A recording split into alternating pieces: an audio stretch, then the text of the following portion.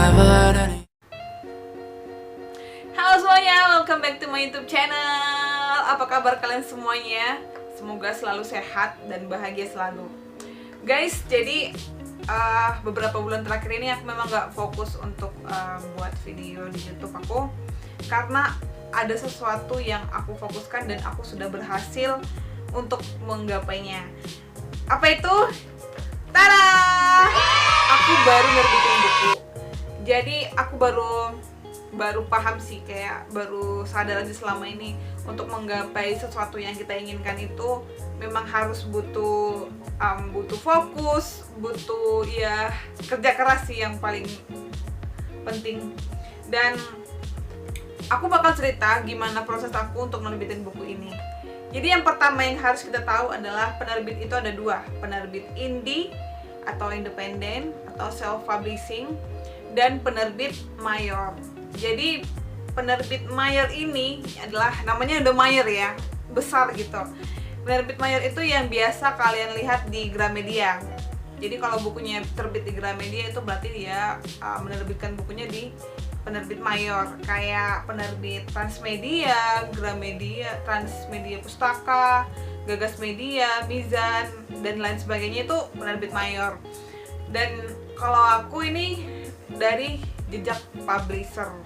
Jadi penerbit indie itu ada banyak, atau self publishing itu banyak, ada Bukunem kalau kalian pernah tahu, terus ada juga dipublish, depublish, terus juga masih banyak juga yang lain, ada penerbit indie lainnya. Jadi karena aku masih penulis pemula, masih pertama kali nih untuk menulis buku, jadi aku memilih untuk menerbitkan bukuku di self publisher, yaitu Jejak Publisher. Nah, kalau misalnya aku bakal bahas dulu yang penerbit mayor itu gimana ya.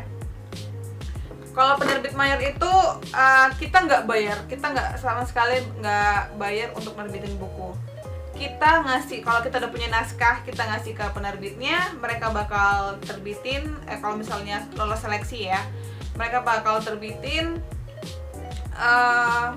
Untuk layout, untuk cover, semua editing mereka yang handle, dan untuk pendistribusian, untuk pemasaran juga mereka yang handle. Jadi distribusinya itu lebih besar, bisa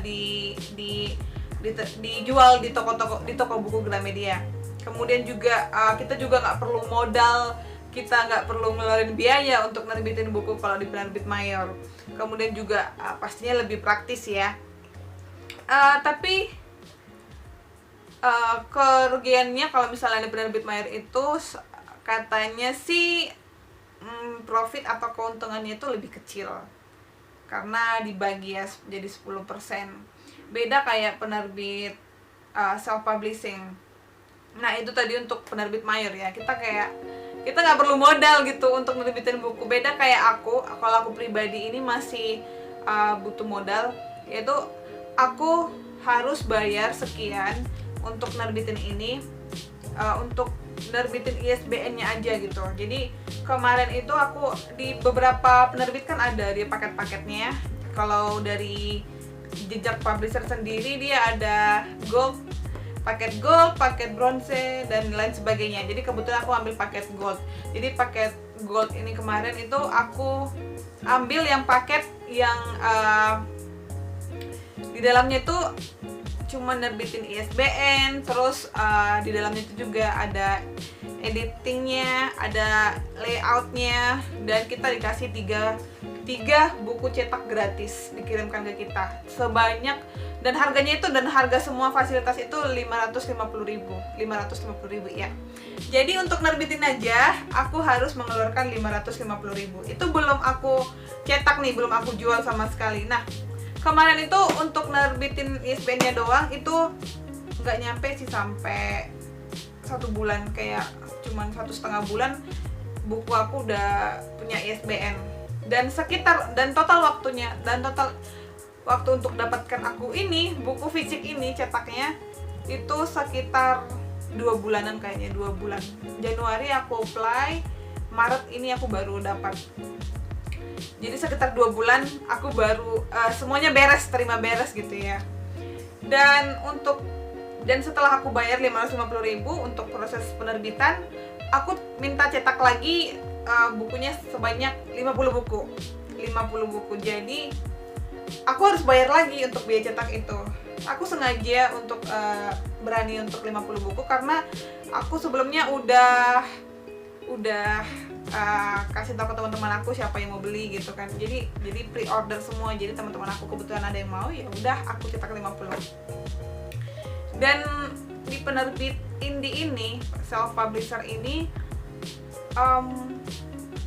untuk terkait isi tuh nggak ada sama sekali diurus sama penerbitnya.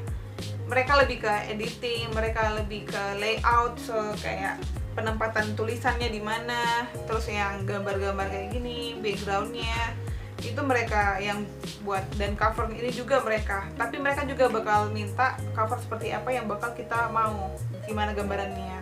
Kebetulan kemarin aku minta tulisannya kayak gini, terus ada gambar-gambar yang menyesuaikan gitu ya. Dan di buku ini juga ada 200 halaman dan biayanya itu tergantung halamannya berapa. Dan ada juga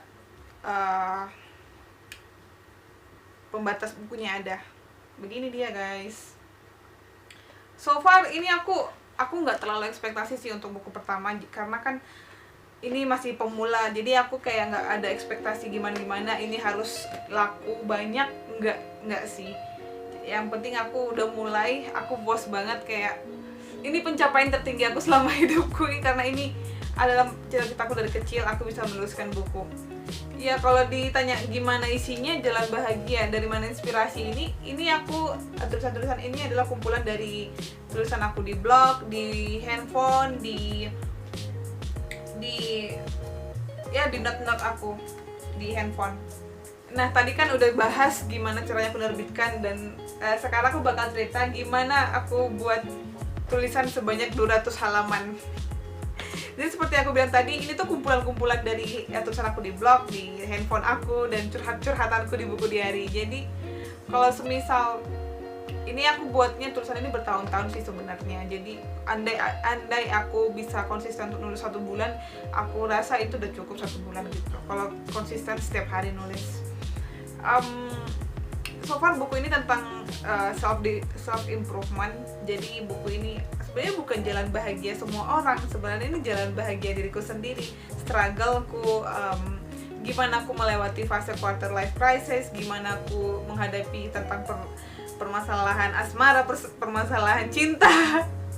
Ada juga di sini. Jadi tentang pokoknya perinsecurean, tentang mental health.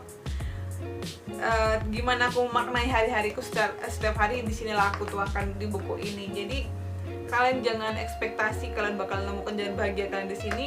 Ini sebenarnya tentang diri aku sendiri pribadi, tentang struggle aku, tentang gimana aku bangkit dari masa-masa terpurukku, masa-masa terendahku. Gitu sih lebih tepatnya buku ini menceritakan tentang apa. So guys, buat kalian yang mau nerbitin buku, saran aku sih ya, terlebih dahulu kalian nulis aja dulu setiap hari. Jadi setiap ada inspirasi, setiap ada momen gitu kan, misalnya meskipun waktu tuh kalian di luar, di busway, tapi lagi ada tuh idenya, ya tuangkan aja di handphone. Karena kita nggak bakal tahu besok kita nggak bisa untuk nulis kayak gitu lagi. Bahkan aku sampai sekarang kayak kaget, ih aku udah nulis ini loh gitu, kayak nggak nyangka aku pernah nulis tulisan kayak gini. Jadi ketika ada inspirasi, ketika ada momennya, kalian langsung tuangkan aja, kan ada di handphone kalian, di note-nya, langsung tulis di note. Gitu sih, aku selama ini kayak gitu sih. Jadi banyak tumpukan tulisan, sayang banget kalau cuman dikonsumsi pribadi aja.